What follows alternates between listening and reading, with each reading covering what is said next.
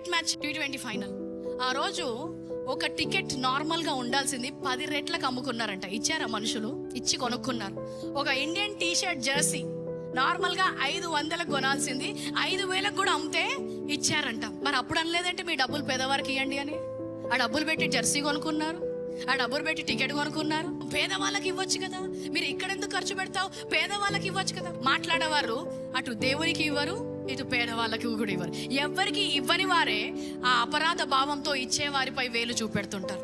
యూదా ఇస్కరియోతు ఆ బుడ్డి పలగొట్టినప్పుడు ఏమంటున్నాడు? ఎందుకు పలగొడుతున్నావు, పేదవాళ్ళకి ఇవ్వచ్చు కదా. యూదా ఇస్కరియోతు ఎవరు? యేసుక్రీస్తుని 30 వెండి నాణాలకు అప్పగించిన వాడు. ఇవ్వడం గురించి ఎవరు మాట్లాడతారు తెలుసు? ఎవరికి ఇవ్వని వాళ్ళు, తర్వాత వారి సొంత లాభము చూసుకునేవారు. ఇచ్చేవారు ఎప్పుడు కూడా మాట్లాడరు. వ్యతిరేకంగా మాట్లాడేది ఎవరో తెలుసా? ఇవ్వని వారు. ఆదికాండం 15వ అధ్యాయం 1వ వచనం అబ్రహాముతో అంటున్నాడు, నేను నీ బహుమానము అత్యధిక మగును అంటున్నాడు. ఇచ్చిన వారికి ఆయన బహుమానము అత్యధికంగా ఇచ్చేవాడంట. ఇస్తే హృదయపూర్వకంగా ఇవ్వు, లేదంటే ఇవ్వకు. ఎందుకంటే ఆయన హృదయాన్ని చూసే దేవుడు. క్రిటిసిజం వాళ్ళు చేసేవాళ్ళు ఏంటి? వాళ్ళు కేవలం మాట్లాడతారు, వారు ఎక్కడ ఇచ్చేవారు కాదు.